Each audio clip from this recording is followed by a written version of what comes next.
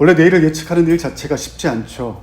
더욱이 코로나19로 변화된 환경들이 여러 역사학자, 인류학자, 소위 말하는 미래학자들이 나와서 이야기하고 있지만 속 시원하게 미래 사회를 예측하기가 쉽지 않은 것이 현실입니다. 불안합니다. 혼란스럽죠. 뭔가 이야기 듣고 나면 그런 것 같은데 듣고 나서 현실을 돌아보면 변한 게 아무것도 없는 것을 보게 됩니다. 긍정적으로 생각하고 그래 잘 될 것이다 라고 기대해 보지만 희망 고문처럼 또 다가가면 사라질 신기루처럼 그 소망과 희망을 잃어버릴 때가 많고 무기력해질 때가 많은 때입니다. 베트남 전쟁 당시 많은 미군들이 베트남의 포로가 되었습니다. 포로 생활이라는 게 녹록지 않죠. 열악한 환경에 이런저런 가혹행위와 노동에 시달렸던 미군들이 수용소에서 많이 죽어갔습니다. 미군 해군 장교였던 제임스 본드 스톡데일이라는 장교가 있었습니다. 그는 1965년부터 1973년까지 8년 동안 베트남의 포로가 되어서 수용소에서 감금이 당하죠. 같이 포로된 부대원들과 함께 수용소 생활하는 동안 장교라는 이유로 4년 동안 개인 독방, 한평 남짓한 독방에 4년 동안 묶여있기도 했고 또 4년 동안은 노역에 시달리며 힘겨운 시간들을 보냈습니다. 그렇게 1973년 베트남 전쟁이 종전되었을 때에 공격기에도 함께 스톡데일과 포로되었던 부대원들 중에 생존해서 돌아왔던 인물들이 없었습니다. 유일하게 한 사람 스톡데일만 생존해서 들어오게 되는 거죠. 미국의 유명한 컨설트인 짐 콜린스가 이 사실을 재밌게 본 겁니다. 그래서 스톡데일과 인터뷰를 합니다. 그 이야기, 어떻게 당신은 다른 부대원들이 살아오지 못했는데 당신만 살아왔습니까? 라는 질문에 대한 답을 콜린스가 자신의 책 좋은 기업에서 위대한 기업으로 라는 책에 이렇게 담았습니다. 제가 읽겠습니다. 저는 언젠가 그곳으로 나갈 수 있을 거라는 믿음을 버리지 않았을 뿐만 아니라 더 나아가 당시의 상황이 무엇과도 바뀌지 않을 제 삶의 소중한 경험이 될 것임을 의심한 적도 없었습니다. 이 얘기입니다. 풀려날 것이다 라는 것에 대한 믿음은 가졌지만 그 믿음을 갖고 거기만 기대하는 것이 아니라 부정하고 싶고 벗어나고 싶은 오늘 현실이 언젠가 풀려났을 그 시점에 되돌아보면 소중한 경험이 되어 있을 것이라는 기대함을 가지고 오늘 하루하루에 충실했던 것이 자신을 8년 동안 수용소 생활에 가둬뒀었지만 이렇게 살아 돌아올 수 있었다라고 이야기했던 것이죠. 짐 콜린스가 궁금했습니다. 그러면 당신과 함께 수용되었던 다른 부대원들은 왜 생존하지 못했습니까? 라고 질문합니다. 그 질문에 대한 답이 여러분들 설교안과 화면에 있습니다. 함께 읽어보도록 하겠습니다. 불필요하게 상황을 낙관하는 사람들이 있었습니다. 그런 사람들은 크리스마스 전에는 나갈 수 있을 것이라고 믿다가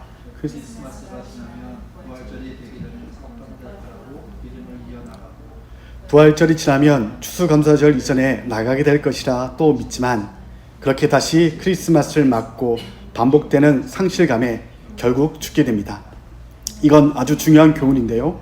당신이 절대 잊을 수 없는 일, 마침내 이기겠다는 믿음과 그것들이 무엇이든지 지금 현실을 가장 가혹한 사실들을 직시하는 훈련을 당신이 절대로 혼동해서는 안 됩니다.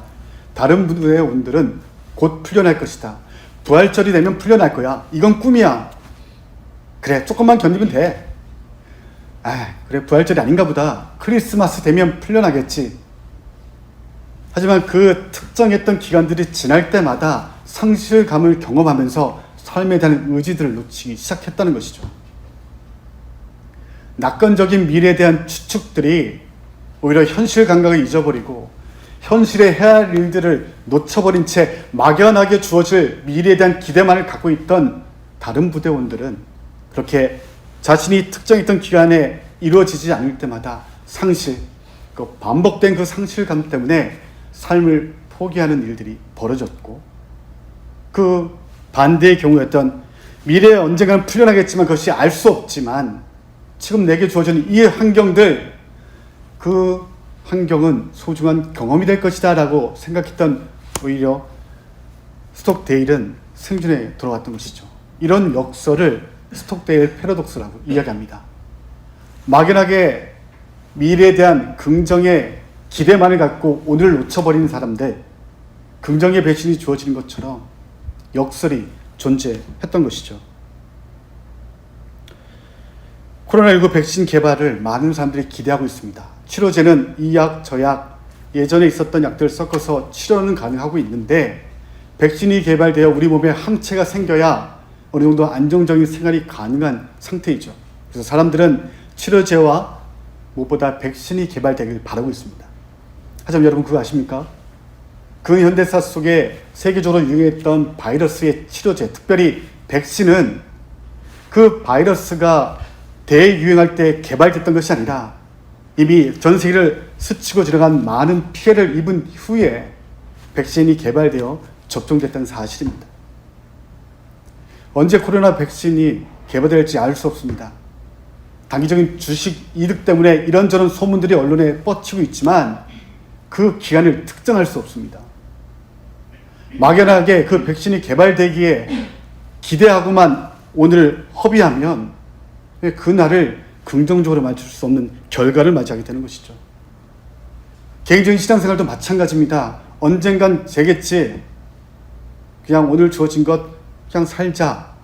뭐 한두 주, 한 달, 두 달 함께 예배 못 드린다고 뭐 큰 문제 있겠어. 예, 맞습니다. 예배라는 게 꼭 공예배로 한 자리에 모여서 예배 드리는 것, 예배 그것만이 예배가 아니죠. 우리의 삶이 예배이고 지금 드리고 있는 가정에서의 예배, 홀로 드리는 그 예배, 하나님 받으시는 예배입니다. 그럼에도 우린 유기적 공동체 아닙니까? 함께 한 자리에 모여 서로를 맞대하고 믿음을 나누는 지체들인 것이죠. 언제 백신이 개발되어 안전하게 우리가 생활을 돌아갈 수 있을지 알 수 없습니다. 올 가을이 될지 겨울이 될지 내년 봄이 될지 알 수 없습니다. 막연하죠. 그 기대만을 가지고 산다는 것, 오늘을 낭비하고 되겠지라고 보낸다면 그 결과가 주어졌을 때 우리는 놓치고 마는 것이죠. 정작 집중해야 할 오늘에 집중하지 못하면 우리가 기대했던 그 결과가 주어져도 그것을 누리지 못하는 것이 우리의 삶의 현실이죠.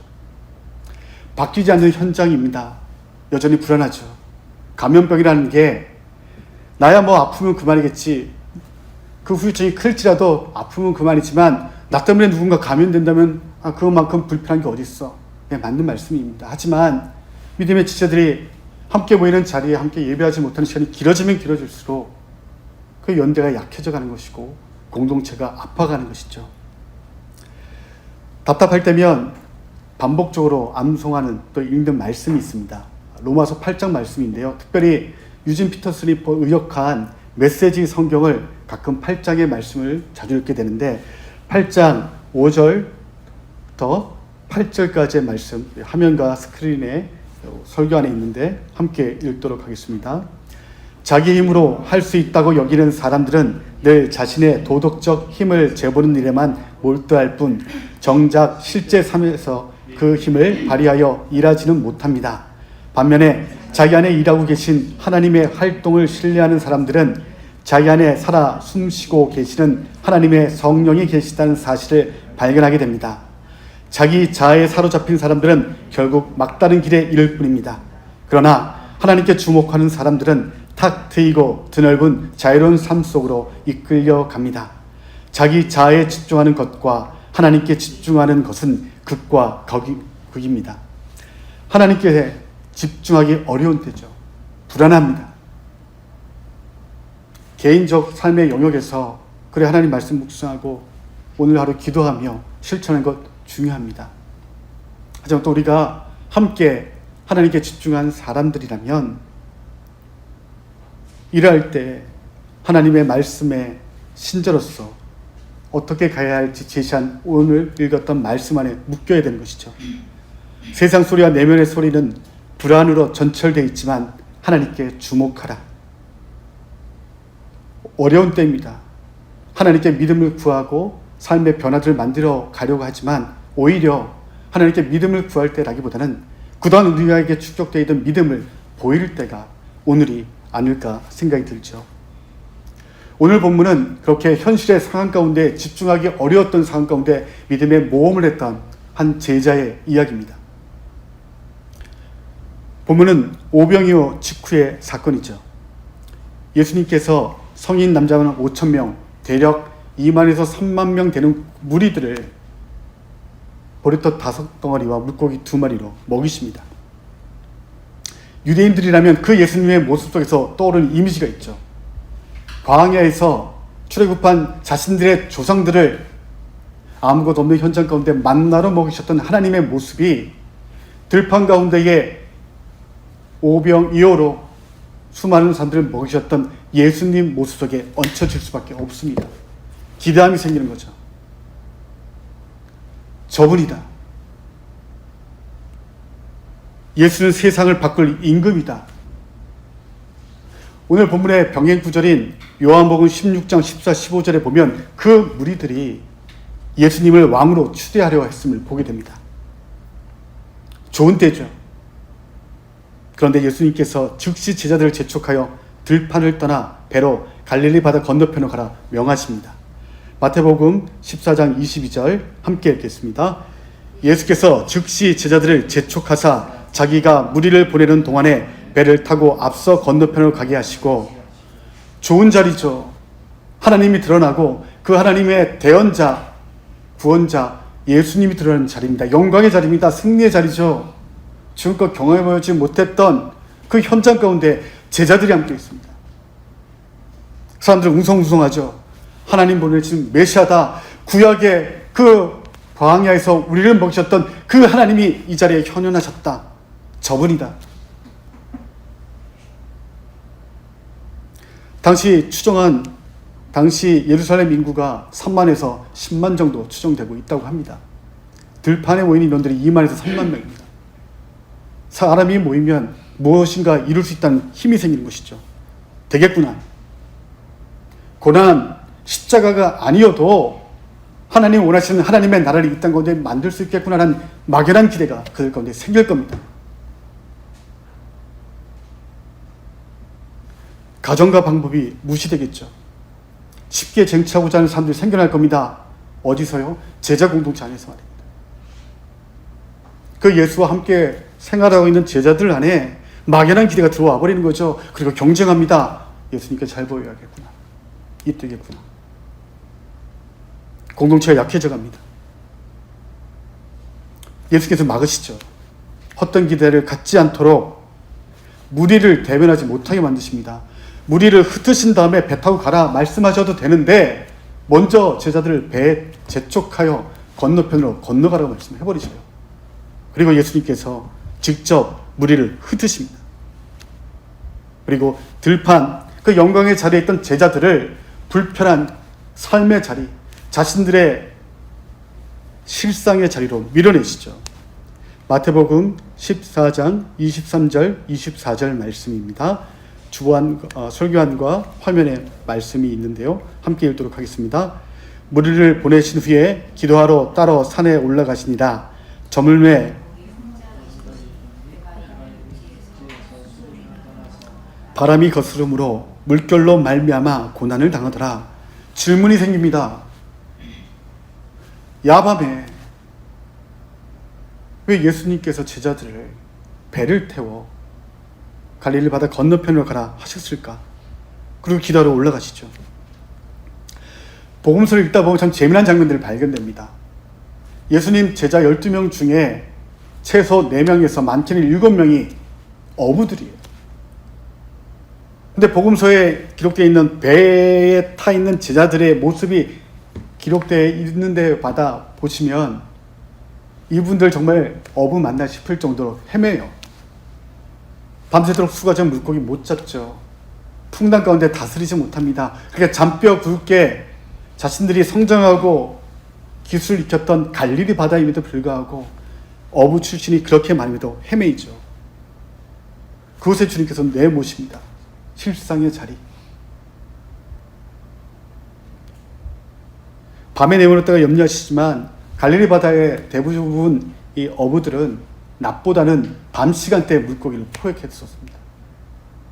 베드로와 예수님이 조우했던 그 바닷가에서도 역시 밤새도록 수고하고 오늘은 글렀구나 아침에 어부들을 정리할 때 예수님 만났던 것처럼 밤이라는, 특별히 갈릴리 바다 어부들에게는 밤에 출항하는 것에 대한 두려움이 없었습니다. 그런데 그렇게 출항했지만 익숙하고 당연하고 내게 밥벌이가 되어주며 풍요를 주었던 갈릴리 바다, 그 출항 후 4에서 6km 정도 이동한 지점에 역풍과 높은 물결로 인해 고난을 당하게 됩니다. 예수님께서 밀어내신 영광의 자리에서 실상의 자리로 몰아냈던 그 제자들의 삶의 환경 가운데 고난이 닥치는 거죠. 불과 몇 시간 전만 해도 들판에서 세상 못할 것 없었을 것 같던 제자들이죠. 모든 것 무엇이든 할 수 있을 것이다라는 자신감 충만했던 그들이 자신의 익숙한 삶의 현장, 실상의 자리에 돌아오니 할 게 없습니다. 4명에서 7명의 어부가 그 배에 함께 타고 있음에도 불구하고 불가항력적인 일들에 그 풍랑 앞에 우왕좌왕 하는 것이죠. 무기력해져 갑니다. 공동체 안에 눈치가 보이기 시작하죠. 저 인간 그렇게 잘난 척 하더니만 어부라며. 더군다나 저 4명, 저 7명 여기 출신들 아니야. 공동체 안에 분열이 생깁니다.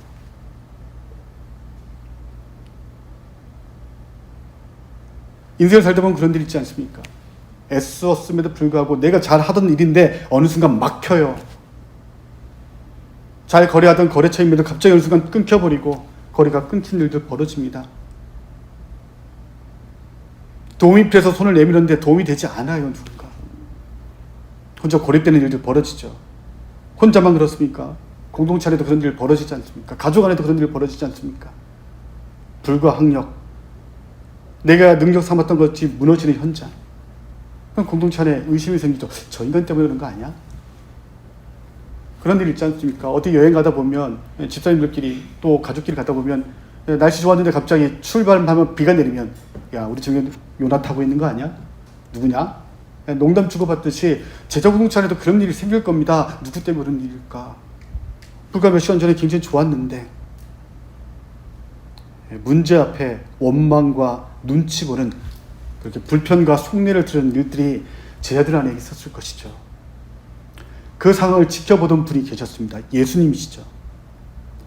또 다른 병의 구절이 마가복음 6장 48절에 보면 바람이 거스름으로 제자들이 힘겹게 누워 젖는 것을 보고 계셨다라고 이야기합니다. 누가? 예수님께서요. 육지에서 보고 계셨는지, 기도하러 올라가셨던 산 위에서 보고 계셨는지, 아니면 배 근처에 물 위에 떠서 그 광경을 지켜보셨는지 알 수는 없습니다. 그런데 예수님께서 그 고난받고 있는 제자들 곁에 계셨음을 이야기하고 있는 것이죠. 그리고 그 현장에 관여하십니다. 25절, 26절 함께 읽도록 하겠습니다. 밤 사경에 예수께서 바다 위로 걸어서 제자들에게 오시니 제자들이 그가 바다 위로 걸어오심을 보고 놀라 유령이라 하며 무서워하여 소리지르거늘. 유대인들의 시간 개념은 우리와의 시간 개념이 좀 다르죠. 특별히 밤은 그들에게 오후 6시경 해 질 무렵부터 해가 뜨는 오전 6시까지를 밤이라고 부릅니다. 특별히 이 12시간의 밤을 네 등분해서 밤 오후 6시부터 오전 6시까지를 사경으로 나누죠. 방금 읽었던 25절에 밤 사경이라 이야기하면 새벽 3시에서 6시 사이가 되는 거죠.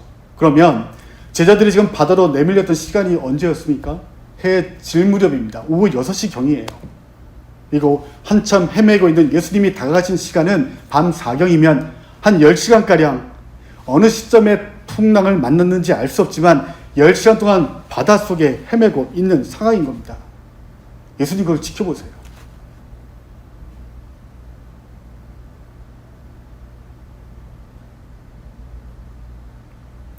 답답한 일이죠. 당신의 제자들, 당신의 공동체, 당신이 세우고자 하시는 이 땅 가운데 하나님의 나라를 만들 제자들이 고난 가운데 있는데 주님께서 그냥 지켜보고만 계십니다. 어느 때까지요? 배 주변의 형체를 보고 예수님인지 귀신인지 몰라 할 정도까지 떨어져 있을 때, 낮아져 있을 때 사리 분별 안 되어 살려달라 외칠 그 시점까지 주님 방관하십니다. 그리고 말씀하시죠. 27절 예수께서 즉시 이르시되 안심하라 나니 두려워 말라. 예수님 입장에서는 즉시이죠. 하지만 제자들 입장에는 즉시가 아닙니다. 10시간 어느 시점에 풍랑을 만났는지 알 수 없지만 그 사투의 현장 가운데 주님 안 계셨습니다. 근데 예수님은 즉시라고 이야기하세요. 네, 생각해 보십시오. 구약의 요나서에 보면 그 다양한 등장 인물들이 있죠. 생물들도 있고 사람도 있습니다. 하나님께서 가장 바쁘셨겠지만 그 요나서 4장, 4장짜리 정일 중에 가장 바빴던 캐릭터가 있습니다. 누굴까요? 제 생각에 큰 물고기였을 것 같습니다. 요나가 다시스로 가기 위해서 배를 탔던 그 시점부터 언제 바다에 떨어질 수 없으니 그 배 따라다니면서 요나 떨어지기를 기다렸던 그 큰 물고기, 그리고 떨어졌을 때 냉큼 바다에서 3일 동안 요나를 품고 있어 다시 그 육지로 돌려보내야 했던 그 큰 물고기가 가장 바빴을 것이죠. 예수님이 가장 바쁘셨을 겁니다. 제자들 우왕좌왕하며 살려달라 외치며 야 베드로, 안드레, 야고보, 요한 너희 어부 아니야. 좀 해봐. 다툼 있는 그 현장 가운데 끊임없이 그를 지켜보고 계십니다. 우리 때와 시간이 다르지만 주님의 때에 즉시 관여하시며 안심하라 나니 두려워 말라라고 다가오시는 것이죠. 다만 우리와 시간이 다르기에 제자들 마음 가운데는 불편함이 있을 수 있지만 주님 찾아오십니다. 예수님을 인지하는 순간 제자들은 안도하죠. 왜냐하면 마태복음 8장에 비슷한 상황이 있었지 않습니까? 예수님과 함께 출항했죠. 예수님 주무셔요. 풍랑이 일니다. 에이, 호수에서 풍랑이 일어봤자 얼마나 일겠느냐. 갈릴리 호수는 지표면보다 200m 밑에 있어요. 건조한 기후가 뜨겁습니다. 그런데 200m 밑에 있더니 차가운 데다가 그 지류에 흘러내리는 헬몬산에서 눈이 녹아내리는 물들이 찹니다. 대기가 불안정해요. 지금도 2m 가까이 되는 파도가 치는 곳이 갈릴리 바다입니다. 그런데 그 잠자시던 예수님이 일어나셔서 잠잠하라 한마디에 풍랑이 잔잔한 경험이 있기에 우리가 지금 우왕좌왕 힘겨워하고 있지만 주님만 배에 타시면 됐다. 그 기담이 제자들 가운데 있는 거죠. 그런데 눈치 없는 베드로가 나서죠. 조금만 참아 예수님이 올라오면 상황 종료입니다. 그런데 베드로가 예수님께 급제안합니다. 제자들 안에 슬쩍 눈을 훌치고 저 인간 또 그런다. 베드로의 제안이 28절 29절에 있습니다. 함께 읽겠습니다. 베드로가 대답하여 이르되 주여 만일 주님이시거든 나를 명하사 물 위로 오라 하소서 하니 오라 하시니 베드로가 배에서 내려 물 위로 걸어서 예수께로 가되 만일 주님이시거든 물 위로 걷게 해달라고 요청합니다. 예수님 오라 하시죠. 베드로는 배에서 발을 내립니다. 돌반지에 앉죠. 베드로 하면 떠오르는 이미지가 있기 때문이죠. 어부라는 직업, 말보다 행동이 빨랐던 그의 성품들, 그래서 베드로 하면 뭔가 좀 무식해 보이고 성격 급한 사람으로 오해하기도 합니다. 하지만 베드로 유대인입니다. 복음서 앞부분들을 읽어보시면 아시겠지만 그에게는 오실 구원자에 대한 기대함이 있었습니다. 또한 동생 안드레와 함께 세례 요한의 제자로 그 공동체 안에 함께 참여했던 자가 베드로입니다. 예수님의 부르심을 받기 전에도 예수님께 관심을 두었고 자신의 장모님을 치료해준 예수님의 그 체험까지도 갖고 있던 자입니다. 마태복음을 기록한 기자의 의도인지 아니면 실제로 베드로가 그렇게 이야기했는지 알 수는 없지만 예수님이 걸어오신 건 바다라 기록되어 있는데 베드로가 제안한 건 뭡니까? 물 위를 걷게 해달라고 요청하는 것이죠. 유대인들에게 바다의 이미지는 죽음입니다. 세상을 담고 있죠. 흑암. 그래서 창세기에 보면 하나님의 영이 수면 위에 어둠이 덮여있는 예수님이 하나님이 아니시면 아무 의미 없는 죽음의 땅, 그 땅을 덮고 있는 물, 바다. 시편의 기자들의 기록들도 그렇죠. 사망의 바다라고 표현될 만큼 바다가 주는 이미지 자체가 죽음입니다. 하박국 선지자는 2장 14절에 이렇게 이야기하죠. 이는 물이 바다를 덮은 같이 여호와의 영광을 인정하는 것이 세상에 가득함이라. 하나님을 인정하지 않는 세상, 사망, 그것이 바다라고 이야기하죠. 그럼 반대로 그 바다를 덮는 물이 뭡니까? 하나님을, 그 영광을 인정하는 것, 복음, 그것이 물로 이미지가 되는 것이죠. 유대인들에게 사해는 죽음의 바다입니다. 건기가 되면 말라가죠. 영분기가 올라가 생명을 살지 못하는 겁니다. 근데 우기가 시작되면 그 지류의 요단강에 여러 물길들이 만나 죽음의 바다, 건기 동안 말라있던 그 사해를 그 물줄기가 덮어버리죠. 우기가 시작되고 생명이 움트는 그 이미지를 하박국 선지자는 이야기하는 거죠. 물이 바다 덮음 같이 여호와의 영광을 인정하는 것이 세상에 가득함이라. 예수님이 걸으신 바다, 사망의 걸음인데 베드로가 걷게 해달라는 건 뭘 얘기합니까? 주님 사망을 덮으셨으니 그 바다 위를 걸으신 주님을 보니 저 그 위에 물 위에 걷을 수 있을 것 같습니다. 물을 걷게 해주십시오라고 예수님께 제안합니다. 베드로가 실제로 그렇게 이야기했는지 아니면 마태복음을 기록한 기자가 의도를 담고 담았는지 알 수 없지만 주님 걸어오신 사망의 바다 그 위를 걷겠다는 베드로는 사망의 바다가 아닌 주님 밟아놓으신 생명의 물을 밟게 해달라고 제안합니다. 주님 그것을 보시죠. 단순히 충동된 제안이 아니라 나름의 신앙의 고백을 담아 주님께 제안을 드리자 주님 응하십니다. 오라. 어디까지 걸어갑니까? 주님 손 닿으면 건져 올릴 수 있을 때까지 걸어갑니다. 뚜벅 네, 거기까지였습니다. 예수님에게 고정되어 있던 베드로 시선이 그 시선 안에 바람과 풍랑이 들어오자 흔들리죠. 30절 31절 말씀 함께 읽겠습니다. 바람을 보고 무서워 빠져가는지라 소리질러 이르되 주여 나를 구원하소서 하니 예수께서 즉시 손을 내밀어 그를 붙잡으시며 이르시되 믿음이 작은 자여 왜 의심하였느냐 하시고 베드로 눈안에 바람이 보이는 순간 흐트러집니다. 길이 되었던 물이 다시 바다가 됩니다. 사망, 빠져들죠. 그 빠짐 속에서도 베드로가 믿음을 발휘합니다. 주여 구원하소서. 주님을 의지합니다. 믿음의 자금으로 빠졌지만 그마저 해결하게 하실 분이 구원하실 예수님이심을 그가 고백하자 즉시 손을 내밀어 베드로를 건져 올리십니다. 그런 베드로에게 예수님 말씀하시죠. 믿음이 작은 자여 왜 의심하느냐 말씀하십니다. 원문의 뜻대로 본다면 보잘것없는 미미한 믿음을 가진 자여 마음을 왜 한결같이 가지지 못하고 선회하느냐라는 의미가 담겨 있습니다.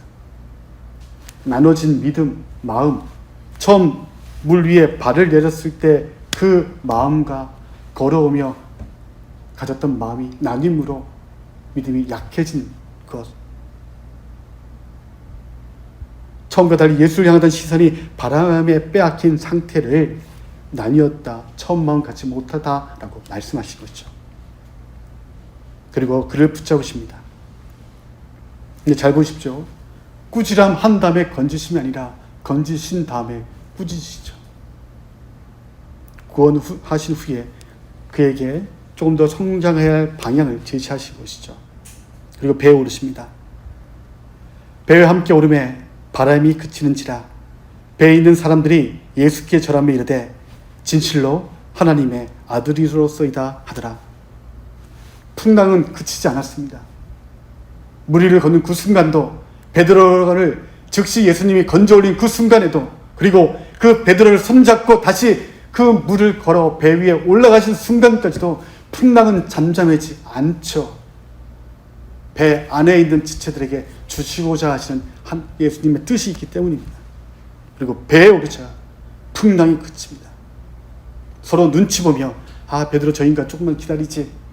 아까 그렇게 무능력해 보이고 아무것도 우리가 도움주지 못하던 저 인간, 결국 사고치대 그 마음들이 자신 앞에 서 있는 주님을 보면서 꼬꾸라지죠. 그리고 함께 고백합니다. 진실로 하나님의 아들이로서이다 라고 고백하는 것이죠. 사랑하는 교회 여러분, 우리는 예수님처럼 바다를 걸을 수 없습니다. 베드로처럼 물 위를 걸을 수도 없지요. 당연히 빠집니다. 예수님처럼 바다 걷지 못하고 베드로처럼 물 위를 걷지 못하는데 빠지는 건 같이 빠져요. 힘듭니다. 코로나19로 현대인들이 경험해보지 못한 고난을 전 세계가 경험하고 있습니다. 모든 분들이 힘들고 어렵죠. 하지만 청년 세대가 참 힘든 시간을 보내고 있습니다. 기회조차 주어지지 않는 것이죠. 그렇게 열심히 공부해서 대학생 되었는데, 신입생 되었는데 교정을 한 번도 밟아보지 못한 채 기껏 한 번 밟아보고 1학기 종강을 맞는 청년들이 취업이 확정되었습니다. 그런데 코로나 때문에 신입 교육도 받지 못하고 대기 상태인 청년들도 있습니다. 사람과 거래처를 만나 영업을 해야 수익이 되는데 코로나 때문에 사람을 못 나고 집 구해야 하는 환경 가운데 청년들이 있습니다. 그리고 그 취업의 기회마저도 갖지 못하고 간신히 취업했는데 불안정해서 이직을 준비하고 자격증을 준비해야 하는 우리의 청년들이 오늘 우리를 살고 있는 것이죠. 포기하고 싶어서 포기한 게 아닌데 M4 세대들이 저희들은 왜 이렇게 포기한 게 많지라고 이야기합니다. 포기하고 싶어 포기한 게 아니라 포기하라고 강요받으니 포기할 수밖에 없는 환경 가운데 우리 청년들이 살아갑니다. 무기력해져 갑니다. 기대하고 긍정적으로 생각하라 이야기하지만 환경 그렇게 못 만들어냅니다. 바라보는 기성세대 역시도 마찬가지죠. 모두가 함께 힘들고 있는 상황 가운데입니다. 마치 풍랑 가운데 제자들이 타고 있는 배처럼 어려움이죠. 개인뿐만이 아닙니다. 가정, 회사, 그렇게 지체된 공동체로 있는 교회도 영성으로 예배드리고 삶의 예배라 이야기하지만 우리가 함께 유기체에게 얼굴 대하지 못하면 한계점들이 드러나죠. 물론 가정 예배를 통해서 신앙의 밖에 있던 자녀들이, 가족들이 안으로 들어와 그 안에 교제권을 형성하고 이전에 경험해보지 못한 한 가족의 예배를 경험하는 가정들도 있습니다. 그러나 우리 공동체는 대면해야 됩니다. 누구 하나 선뜻 배에 내려서 물 위에 발을 내딛는 이들이 없습니다. 그러다가 감염되면 조심스럽죠. 위기 상황의 베드로 역시 그랬을 겁니다. 그런데 28절 우리가 함께 읽었지만 우리말 성경에는 빠져있는 구절, 해석되지 않은 구절이 포함되어 있습니다. 우리 28절 다시 한번 읽어보도록 하겠습니다. 28절 함께 읽겠습니다.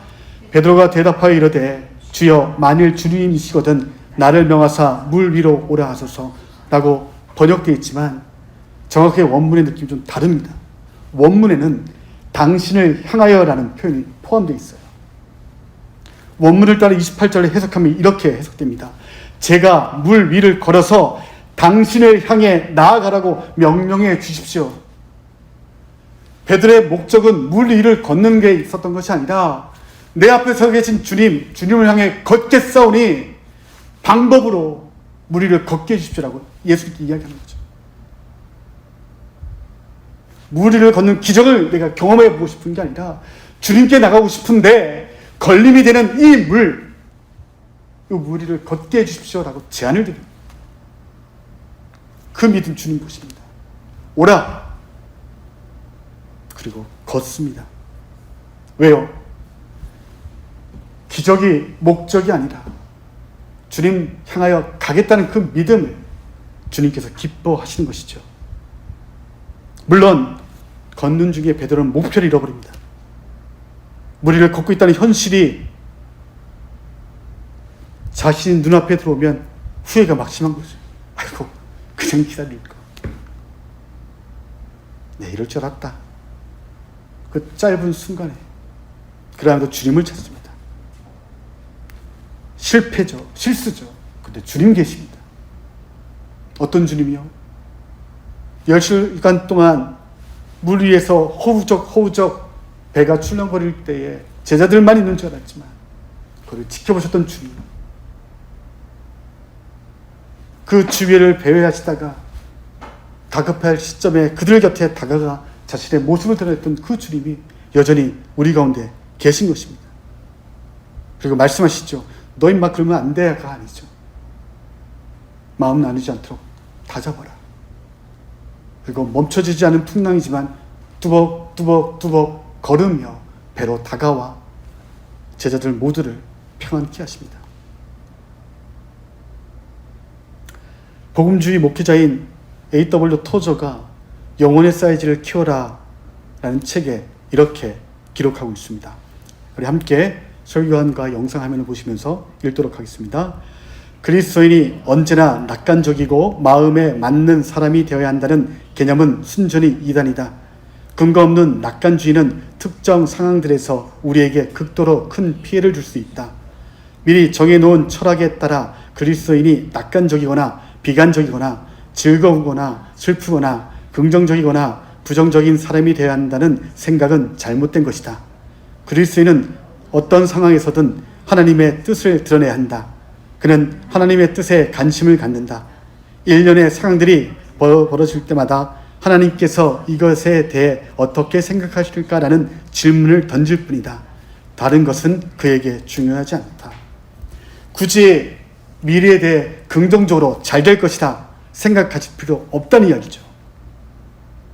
막연하게 비관적으로 바라볼 것도 아니고 낙관적으로 기대할 것이 아니라 그거 너희의 속안에 있는 것 아니니 하나님께 맡기고 오늘 이 삶의 현장 가운데 하나님 무엇을 원하고 계실까 집중하라 이야기합니다.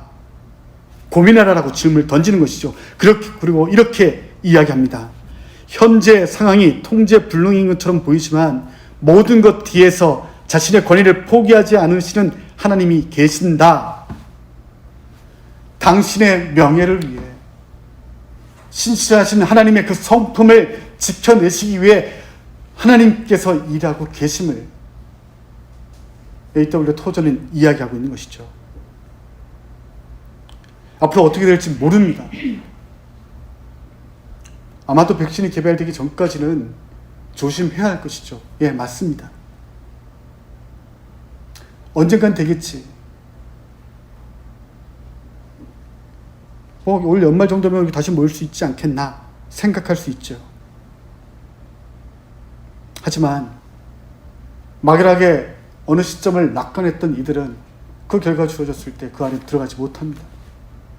오히려 언젠간 이 일들이 해결될 것이란 기대함은 갖되 오늘 내 하루하루 중에 무엇을 할 수 있을까?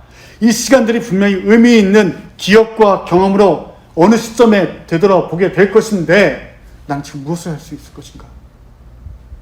배에서 물에 발을 내딛기 시작해야 됩니다. 누군가 뭘 해주겠지가 아니라 여러분의 일상 가운데 그 변화를 만들어내셔야 되는 것이죠. 7월 달부터 이곳에서 아들람을 중심으로 현장 예배를 재개하려고 합니다.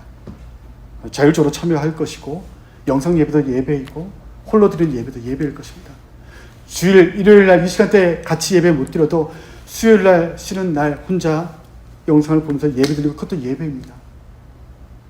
그러면서도 두려운 바다와 물 위에 우리가 떠 있지만 내 일상 가운데 그래도 내 지체들을 돌아보는 마음으로 조심스럽게 배에서 발을 물 위에 내디는 그 개인의 도전들은 어쩌면 그 예배에 한번 같이 참여하는 믿음의 모험들로 드러날 수 있는 것이죠.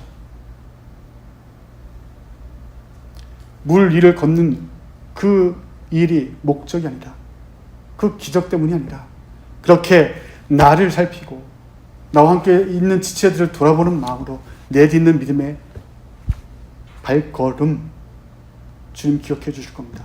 물론 실수할 수도 있고 그 걸음들이 의도하지 않는 결과를 낳을 수 있습니다. 그럼에도 주님 함께하고 계신 우리에게 말씀하시죠. 자신의 권위를 포기하지 않으시는 그 하나님, 자신의 명예를 위해서라도 내딛는 걸음을 지켜주실 그 하나님이십니다. 내가, 우리의 가정, 우리의 공동체가 그렇게 어색하고 힘들지만 막연한 어느 시점에 될 것이라고 미래를 예측하고 그때만 오기만을 기다리는 것이 아니라 여러분의 일상 가운데 한 걸음 내딛는 것, 그 모습을 배 안에 있던 제자들과 다음 세대들과 청년들과 또 다른 누군가는 보게 될 것이죠. 그것은 함께 하나님을, 또 예수님을 진실로 하나님의 아들입니다라고 고백하는 그 믿음의 고백의 자리로 함께 나가게 될 것입니다. 한 주간 우리의 일상이 그런 변화를 만들기 위한 노력들로 막연하게 어느 시점에 가서 뭘 하겠다는 것이 아니라 오늘 하루 내가 무엇을 할 수 있을 것인가, 그 일에 집중하고 변화를 만들고 그것이 큰 물결이 되어 죽음의 바다를 덮었던 그 바다를 여호와를 인정하는 것이 덮는 그 물의 덮음처럼 우리 가운데 경험되는 그런 한 주간 삶, 사실은 저와 여러분 되시기를 축원합니다. 기도하겠습니다. 사랑의 하나님, 여전히 제자들은 풍랑 가운데 있습니다. 주님이 앞에 서 계시지만 주님 배에 오르시기 전까지 풍랑은 멈춰지지 않습니다. 그 기약을 알 수가 없습니다. 주님은 즉시라고 말씀하시는데 우리의 눈에는 그것이 즉시가 아님을 보는 것이 우리의 삶의 현장입니다. 그러함에도 주님, 베드로와 제자들이 탔던 배를 그 시간까지 지켜보셨던 주님이시며 다가오셨던 분이 주님이십니다. 바뀌지 않는 환경, 잘 될 것이라 막연하게 기다리는 우리가 아니라 분명 주님께서 낫게, 더 나아지게 만들 것인데 오늘 시간 내가 그때를 가서 이 시간을 돌아왔을 때 무엇을 했는지 남길 수 있는, 그렇게 배에 내려 물 위에 발을 얹는 일상의 변화들이 무엇인지를 고민하며 도전하는 한 주간 되게 하여 주옵소서.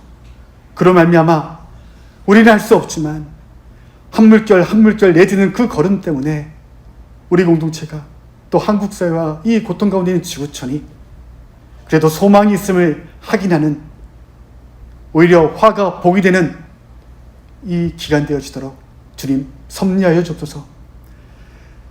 자기의 권위를 위하여 포기하지 않으신 분이 하나님이십니다. 그 분이 우리의 구주이십니다. 그 믿음으로 한 주간 살겠사오니 주님, 의지하는 자들에게 주를 향하여 걷는 걸음들이 물이 길이 되는 그 경험들 체험토록 인도하여 주옵소서. 예수님의 이름으로 기도드립니다. 아멘.